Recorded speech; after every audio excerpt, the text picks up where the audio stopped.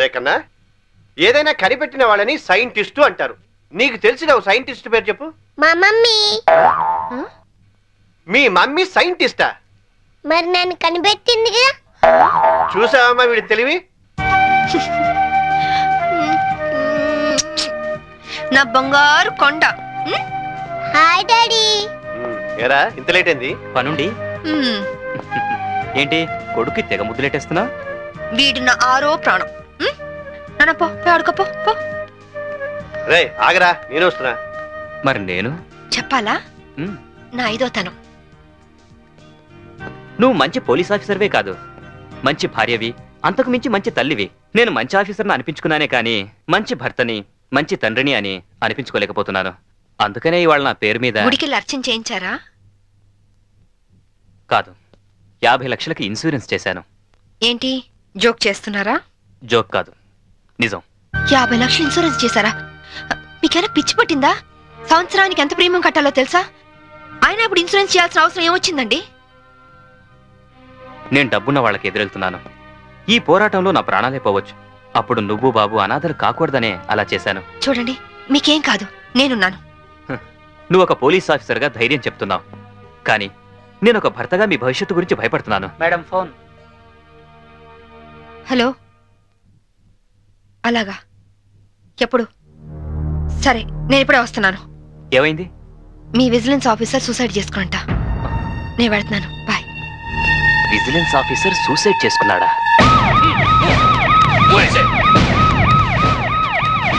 జరగండి, జరగండి.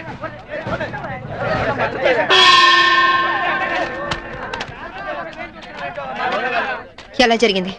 రైలు కింద తలపెట్టాడు మేడం. Suicide case. ఎవరు చెప్పారు? పబ్లిక్. మీరేమనుకుంటున్నారు? నేను అదే అనుకుంటున్నాను. నిన్నటి నుంచి ఈ రూట్ లో రైలు రోకో జరుగుతుంది. రైలు రోకో జరుగుతుండగా ఈ రూట్ లో ట్రైన్లు వస్తాయా? రావు మేడం. ట్రైన్ రానప్పుడు సూసైడ్ చేసుకునే అవకాశం ఉందా? లేదు మేడం. మరి సూసైడ్ అని మీరు ఎలా కన్ఫర్మ్ చేశారు? చేతిలో లాఠీ ఉంటే సరిపోదు, తల్లో బ్రెయిన్ ఉండాలి. ముందు బాడీని పోస్ట్ మార్టానికి పంపించండి. Yes madam.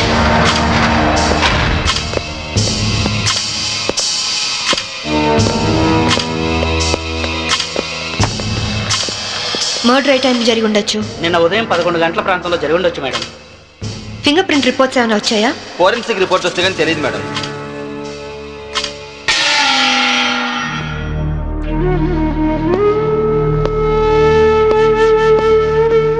నమస్తే అమ్మా, నా పేరు సాంబవి. మీ ఆయన కేసు ఇన్వెస్టిగేట్ చేయడానికి వచ్చాను. మీరు నాకు సహకరించాలి.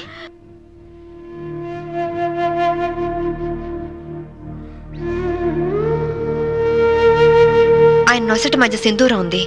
నిన్న ఆంజనేయ స్వామి గుడికి వెళ్ళాడమ్మా? ఆయన ఒక్కరే కాదు, ఇద్దరం కలిసి వెళ్ళావు.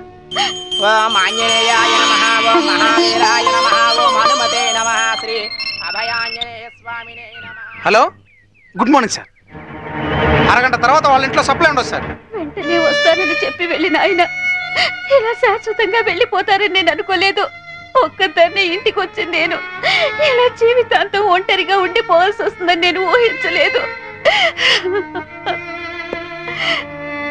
బాధపడకండి, కానీ మీ నాతో ఒకసారి గుడికి రావాలి. అక్కడ ఏమైనా ఎవిడెన్స్ దొరుకుతుందేమో చూద్దాం. అలాగే.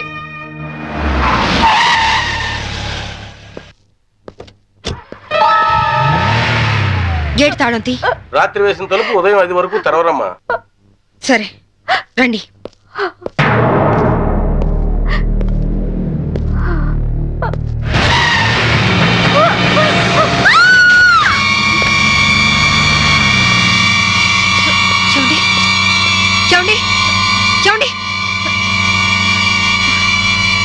అయితే నిన్న రాత్రి కార్ డ్రైవ్ చేసింది, యాక్సిడెంట్ చేసావని చంపింది నువ్వు కాదన్నమాట. Am I right? చెప్పు, కార్ నడిపింది ఎవరు? ఆ దారుణాన్ని కారణం ఎవరో చెప్పు.